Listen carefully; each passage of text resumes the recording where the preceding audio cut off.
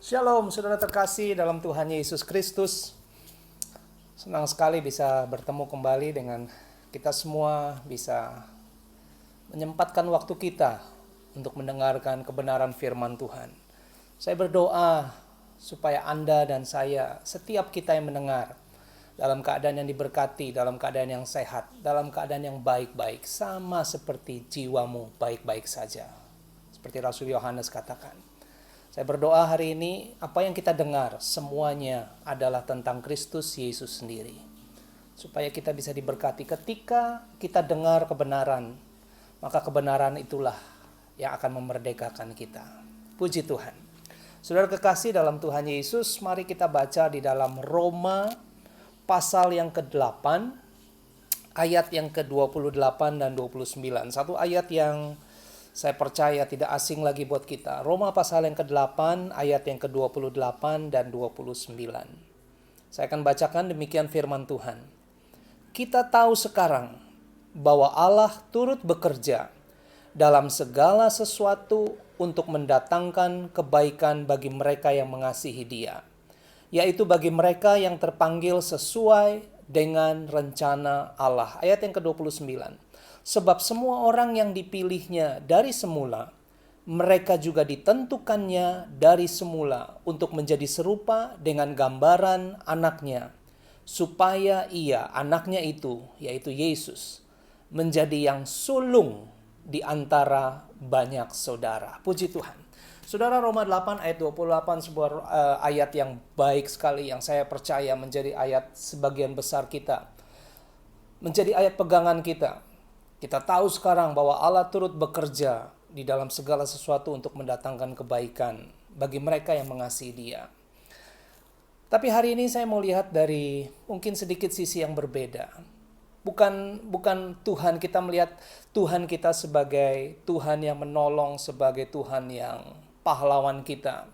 Tapi hari ini mari kita kaitkan dengan ayat yang ke-29 yang saya tertarik sekali untuk membahasnya. Ayat 29, Roma 8 ayat 29 bilang begini. Supaya ia, Yesus, menjadi yang sulung di antara banyak saudara. Apa artinya yang sulung? Artinya dia menjadi kakak tertua kita. Dia menjadi our big bro. Anda tahu bro? Iya. Kalau Anda panggil hai bro, hai saudara, hai brother, hai kakak. Dia menjadi Yesus, dikatakan menjadi kakak tertua kita. Menarik karena ayat yang ke-28 dibilang, kita tahu sekarang bahwa Allah turut bekerja dalam segala sesuatu untuk mendatangkan kebaikan bagi mereka yang mengasihi Dia. Konteksnya ayat 29 bilang, Dia itu adalah kakak tertua kita yang sulung. Wow, sebuah hubungan keluarga. Seorang kakak yang turut bekerja untuk kebaikan adiknya. Menarik kan? Hari ini kita lihat sesuatu yang mungkin berbeda. Karena Tuhan kita sebagai kakak sulung kita. Sebagai brother kita. Sebagai yang sulung, yang tetua kita. Yang menolong, yang turut bekerja. Saya percaya seorang kakak dalam hal apapun dia turut bekerja. Dalam hal ini Yesus Kristus. Dalam segala perkara mendatangkan kebaikan bagi kita semua. Dia bilang dia yang menjadi yang sulung di antara banyak saudara. Di antara saya, di antara Anda semuanya yang percaya kepada Tuhan Yesus. Dia big bro kita, kakak sulung kita. Saya kasih judul hari ini adalah Big Brother, kakak tertua, kakak yang sulung. Saudara, sebagaimana selayaknya seorang kakak yang apa yang dilakukan seorang kakak terhadap adiknya. Saya punya keponakan dan saya memperhatikan. Dan ini yang sering kali terjadi. Seorang kakak selalu terhadap adiknya, dia menjaga adiknya. Kalau Anda tahu ada kakak beradik dan ketika mereka bermain, selalu yang saya dengar, sering kali saya dengar adalah orang tuanya, mamanya mungkin bilang, kokoh, kakak, liatin dong, jagain dong. Siapa? Adiknya. Seorang kakak menjaga adiknya. Selayaknya kakak di dunia ini. Yang selalu menjaga adiknya. Kakak yang tertua, yang selalu mungkin orang tuanya, papa mamanya ajarin, lihat adiknya, perhatikan adiknya. Saya punya keponakan di negeri Belanda yang kakaknya selalu melihat, selalu keep an eye, selalu menjaga adiknya kemana dia pergi. Itu tugas seorang kakak. Apalagi kakak itu memelihara. Bagaimana orang tua kalau yang sering pasti Anda dengar, kok kasih dong adiknya, kasih makanan. Kalau makan gak mungkin dia sendiri. Pasti mamanya bilang bagi dong ke adiknya. Dia pelihara. Seorang kakak menolong. Coba lihat, kalau kakak beradik, adiknya gak bisa. Apa yang mamanya ngomongin? Kakak, koko, bantuin dong adiknya. Dia our heavenly brother. Dia adalah kakak sulung kita yang selalu turut bekerja dalam segala perkara. Dia gak pernah biarkan. Dia gak pernah tinggalin. Dia bukan orang asing buat kita. Dia kakak sulung kita. Yesus Kristus namanya. Apalagi saudara, dia mengcover. Seorang kakak mengcover. Kalau ada sesuatu yang terjadi, dia maju duluan. Dia akan tanggung jawab terhadap adiknya. Dia mengcover adiknya. Dia menanggung mungkin kesalahan adiknya. Apalagi dia berkorban seorang kakak buat adiknya. Dari mana saya tahu? Kalau kakak beradik lagi arguing, sekali lagi keponakan saya, mamanya bilang, ngalah dong, kokonya ngalah. Seorang kakak itu berkorban. Saudara, gambaran yang baik buat kita. Renungkan sejenak. Kita punya kakak rohani, kita punya kakak tertua, kakak sulung kita di surga, yaitu Yesus Kristus. Kenapa kita bisa bergantung? Kenapa dia menolong? Kenapa dia menjadi kakak kita? Karena kita lebih lemah. Karena dia lebih kuat. Dia yang menolong, dia yang mengcover, dia yang memelihara, dia yang berkorban, semuanya buat adiknya. Itulah seorang kakak. Saudara, ketika kita bisa melihat dia sebagai kakak yang lebih kuat, ketika kita bisa percaya kepada dia sebagai seorang anak sulung yang lebih hebat daripada kita, yang bisa kita andalkan, maka kita bisa rest, kita bisa berserah, kita bisa beristirahat di dalam percaya kita kepada dia. Kita nggak lagi lihat kepada kita apa yang bisa, tapi kita percaya bahwa dia yang turut bekerja.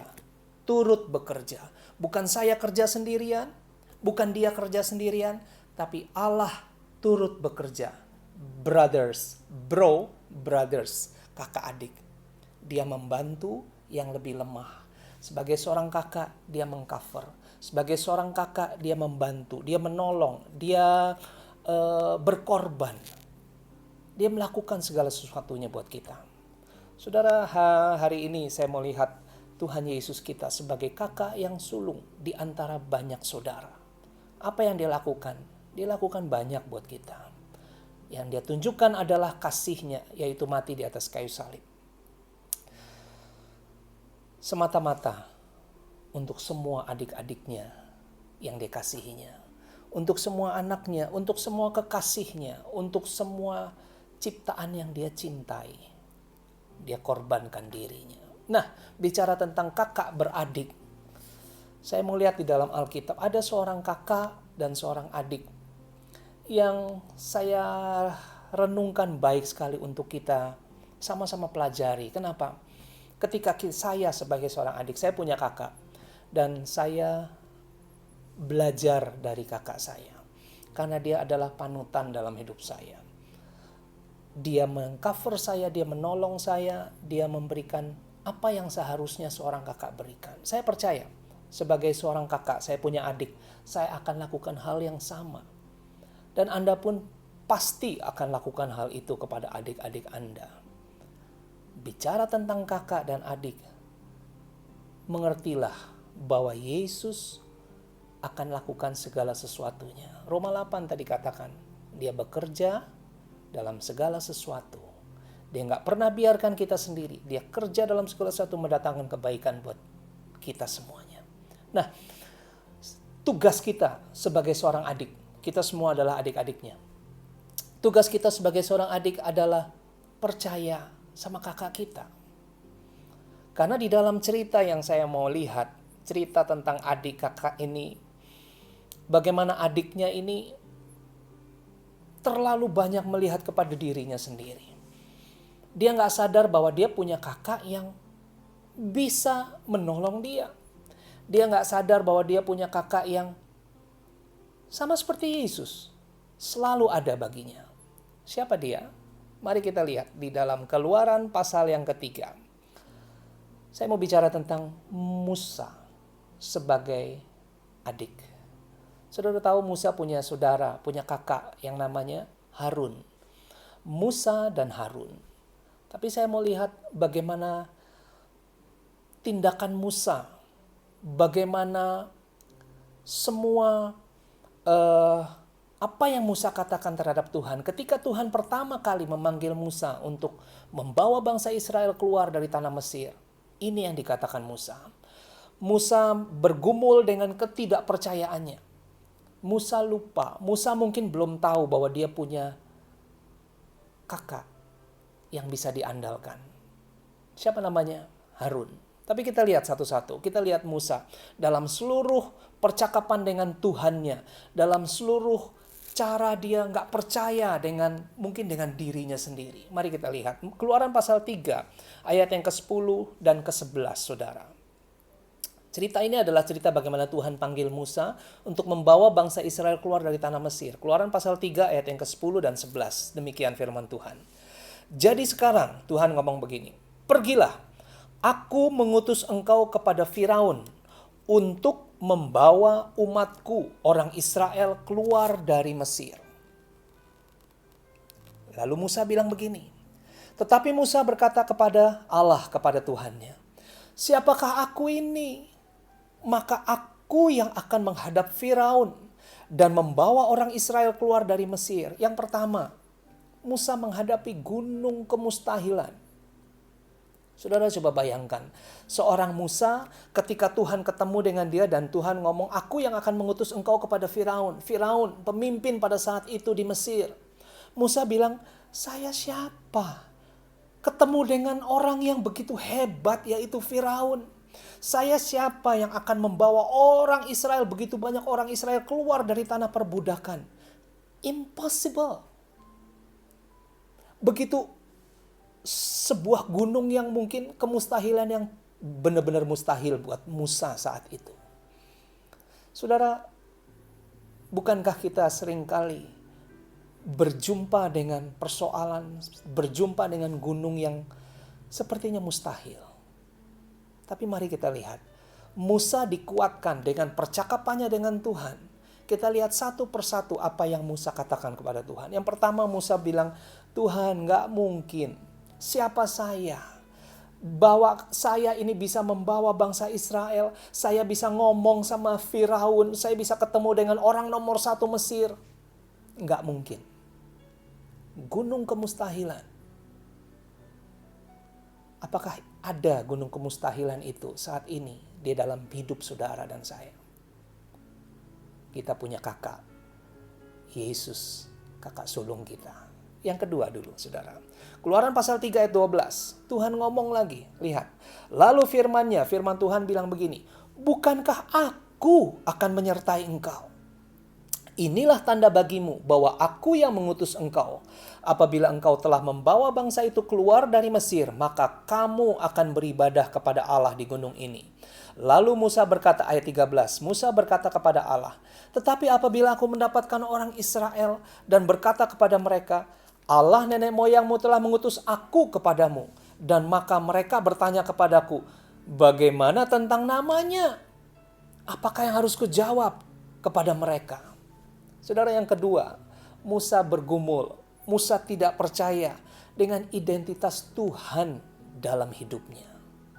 Yang pertama, Musa bergumul dengan gunung kemustahilan yang gak mungkin banget.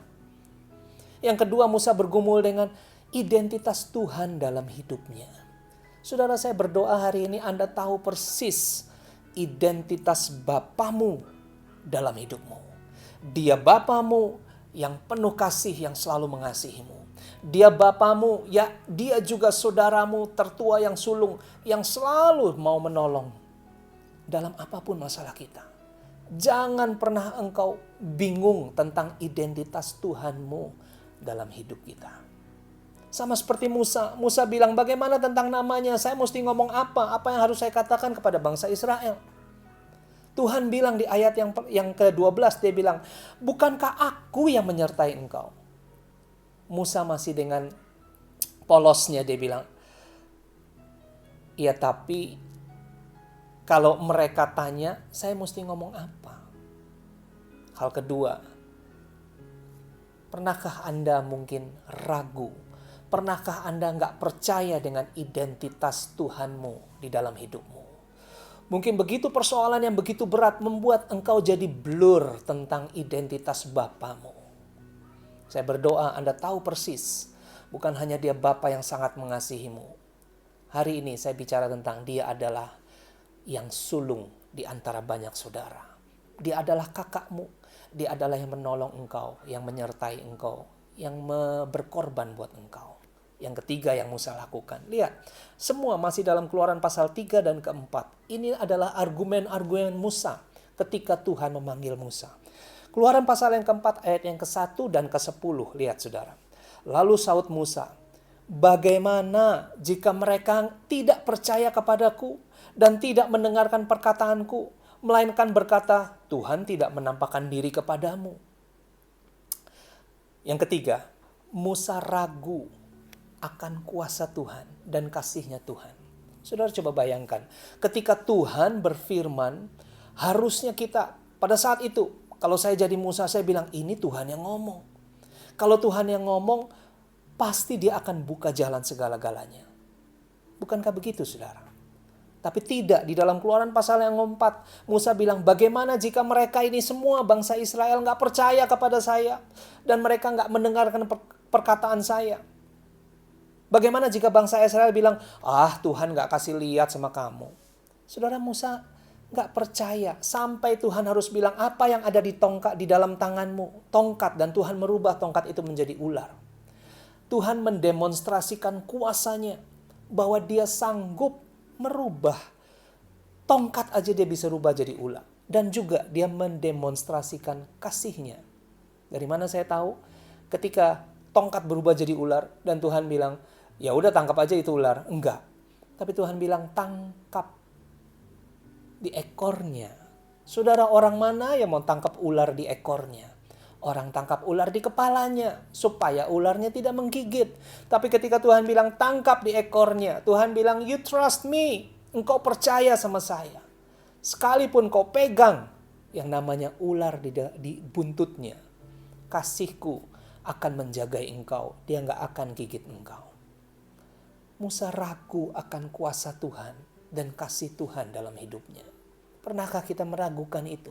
Pernahkah kita sebagai adik, kita meragukan akan kasih kuasanya Tuhan dan kasihnya Tuhan? Ayat yang ke-10 dia bilang, lalu kata Musa kepada Tuhan. Dengar, ini Musa lagi benar-benar ragu sama Tuhan. Tuhan, aku ini tidak pandai bicara. Dahulu pun tidak. Dan sejak engkau berfirman kepada hambamu pun tidak. Sebab aku berat mulut dan berat lidah. Luar biasa. Musa dengan pedenya bilang, Dengan kata lain Musa bilang, ya engkau Tuhan memang oke, tapi aku gak bisa dirubah. Engkau mungkin gak sanggup merubah aku. Aku mungkin udah begitu kotornya. Mungkin Anda berkata, aku ini begitu banyak nipunya. Aku ini begitu banyak dosanya. Dengar baik-baik, Tuhan sanggup dan dia mau menolong kita. Aku ini begitu banyak najisnya. Dengar baik-baik. Dalam kasih Kristus, dia adalah Bapa yang penuh kasih. Dia sangat mau. Aku ini banyak salahnya dalam rumah tangga. Terhadap istri, terhadap anak, terhadap suami. Dengar baik-baik, dalam kasih Kristus, dia sanggup dan dia mau merubah kita semuanya. Jangan pernah ragukan kuasanya. Jangan pernah ragukan kasihnya dalam hidup kita.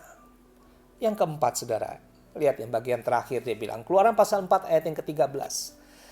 Yang ini benar-benar Musa udah putus asa. Tetapi Musa berkata, Tuhan, utuslah kiranya siapa saja yang patut kuutus. Alkitab AYT berkata demikian, utus orang lain sajalah. Dalam keputusasaan, mungkin ada saat ini Anda yang dalam keputusasaan, Anda nggak bisa melihat dia sebagai Bapamu. Anda nggak bisa melihat Yesus sebagai anak yang sulung di antara saudara. Sehingga engkau blur, engkau bingung, dan engkau bilang, udahlah, yang lain aja, nggak usah saya.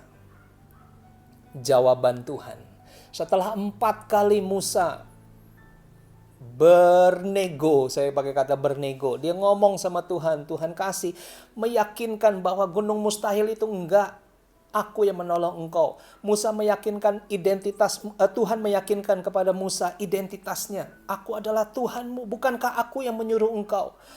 Musa masih ragu akan kuasa dan kasihnya Tuhan. Yang keempat Musa bilang, udahlah yang lain aja. Lihat jawaban Tuhan. Keluaran pasal yang keempat ayat yang ke-14, demikian firman Tuhan. Maka bangkitlah murka Tuhan terhadap Musa. Saudara kekasih, dia nggak pernah murka sama kita. Amin, saudara. Dia begitu mengasihi kita. Saya lanjutkan. Dan ia berfirman. Saudara, Keluaran pasal 4 ayat 14 ini penuh dengan yang saya mau bahas hari ini. Keluaran 4 ayat 14 bilang begini. Lihat bagaimana Tuhan kasih gambaran anaknya yaitu Yesus. Di dalam Keluaran pasal 4 ayat 14. Maka ia berfirman. Bukankah di situ Harun? Di mana Harun? Kenapa Musa all this time, selama ini, gak pernah menyadari ada Harun di situ? Saudara, ayat yang ke-14 banyak sekali menggambarkan tentang Yesus sebagai yang sulung. Bukankah di situ, saya bacakan dulu. Bukankah di situ Harun, orang Lewi itu, kakakmu? Aku tahu bahwa ia pandai bicara. Lagi pula ia telah berangkat menjumpai engkau. Dan apabila ia melihat engkau, ia akan bersuka cita dalam hatinya. Wow. Luar biasa. Saya seru banget untuk jelasin ini. 7 hal. Anda catat baik-baik 7 hal. Yang pertama, Tuhan bilang begini. Dan ia berfirman, yang pertama. Bukankah di situ Harun? Number 1. Saudara, bukankah Yesus selalu ada bersamamu? Number 1, dia gak pernah tinggalin kita. Ibrani 3:15 bilang dia gak pernah sekali-sekali meninggalkan kita. Bukankah di situ Harun, Musa? Coba engkau sadari, bukankah di situ Harun? Apapun yang menjadi masalahmu, masalah keluarga, masalah finansial, masalah anak-anak rumah tangga, masalah apapun. Bukankah di situ ada Yesus? Ada kakakmu Harun. Oke, pertama. Bukankah di situ Harun? Dengan kata lain, Bapak lagi bilang, kamu gak pernah sendiri loh. Yesus selalu di situ. Ada Harun yang selalu di situ. Number 1. Yang kedua, orang Lewi. Menarik, karena saya cari-cari Lewi itu apa? Lewi adalah nama yang diberikan kepada ibunya. Yang artinya, sekali ini pasti dia akan dekat sama saya. Kalau Anda baca ceritanya, bagaimana dia kasih nama Lewi itu supaya suaminya suka sama dia. Anda cari tahu ya. Lewi artinya ada hubungan yang dekat. Lewi artinya imam. Seorang imam artinya orang yang menjadi perantara Tuhan dengan kita. Imam, Lewi, yang pertama tadi, bukankah Harun ada di situ? Dia gak pernah tinggalkan kita. Yang kedua, Lewi bicara supaya Anda lebih erat dengan dia. Supaya Anda unite, menjadi satu dengan dia.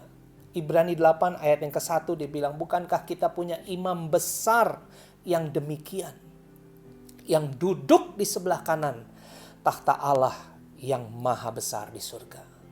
Wow. Dia imam besar kita.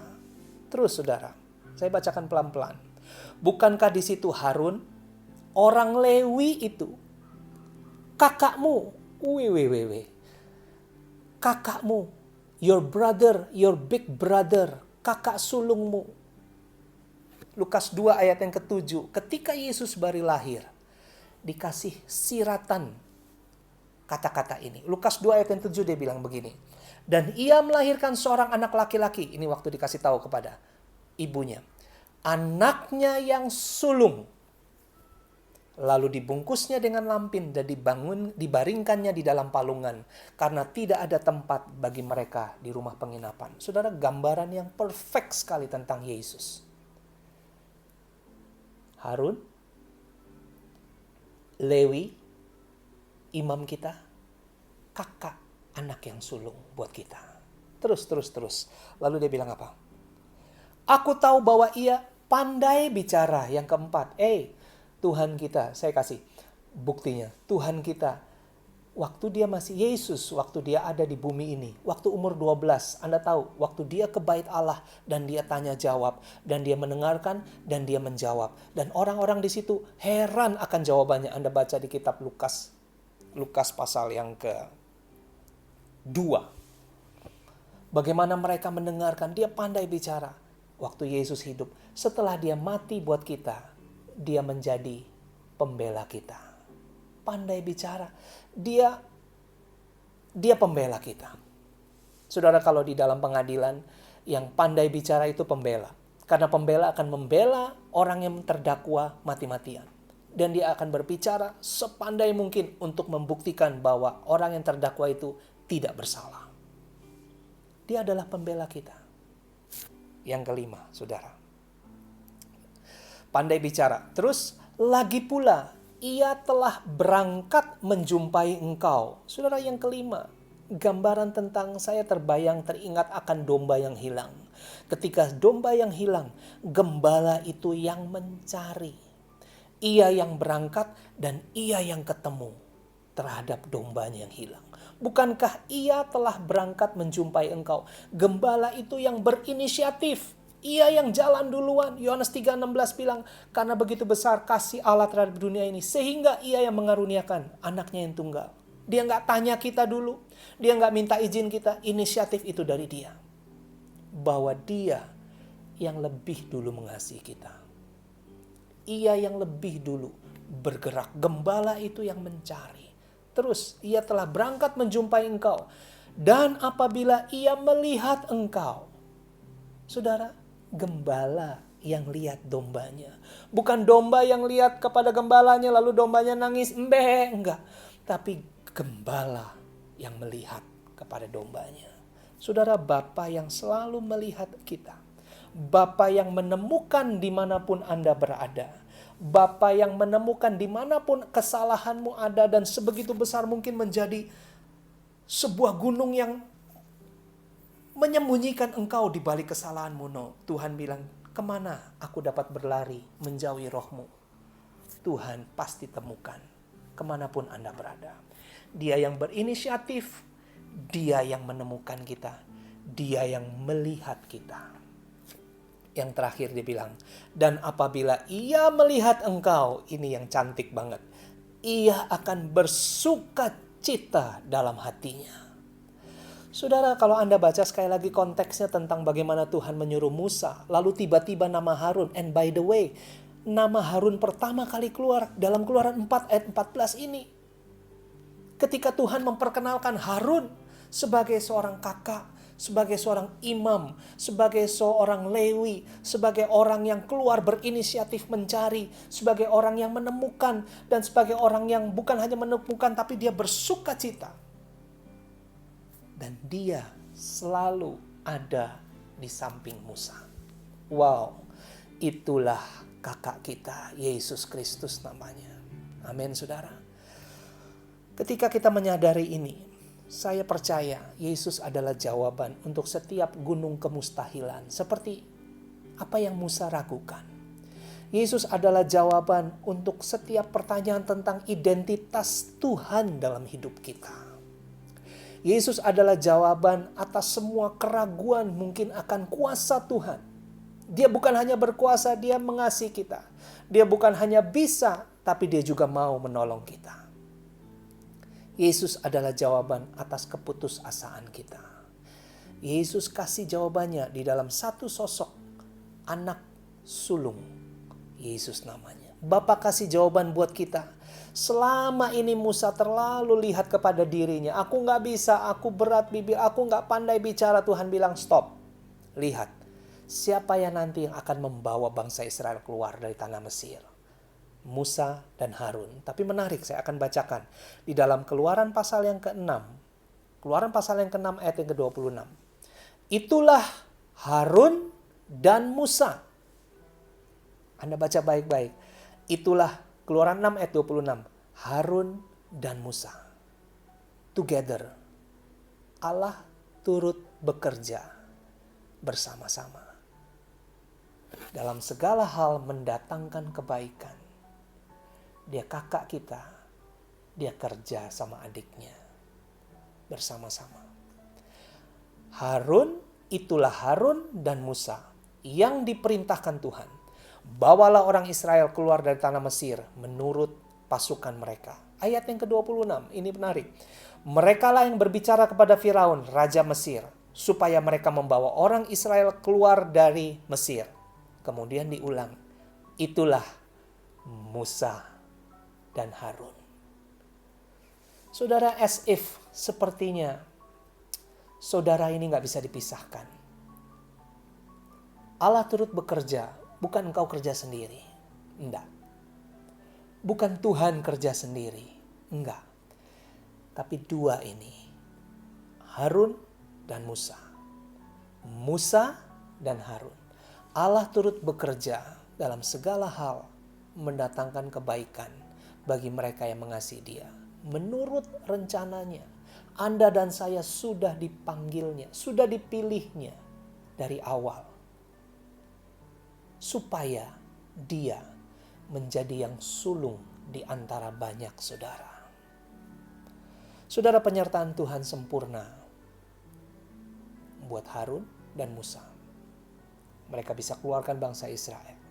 Saya sangat percaya saatnya Anda dan saya sebagai saudara-saudara yang adik untuk menaruh percaya kita sepenuhnya kepada anak sulung itu, yaitu Yesus. Saatnya kita untuk rest di dalam penyertaannya yang sempurna dalam hidup kita. Karena ketika mata kita selalu melihat kepada kita yang bisa, atau mungkin mata kita melihat kepada Tuhan, saya nggak bisa apa-apa. Tuhan mau ingatkan lagi, bukankah di situ ada Harun, Imam Lewi, kakakmu? Apa saudara? Dia yang melihat engkau. Dia yang mencari engkau. Dia yang menemukan kita. Dan dia yang bersuka cita ketika dia sudah menemukan kita. Saya berdoa hari ini supaya setiap kita, apapun yang menjadi masalah kita bisa rest di dalam iman percaya kita. Kepada siapa? Hari ini kita melihat judulnya adalah Our Big Brother. Kakak sulung kita yaitu Yesus. Kita punya big bro di dalam Tuhan Yesus Kristus. Dan Dia tidak pernah meninggalkan kita.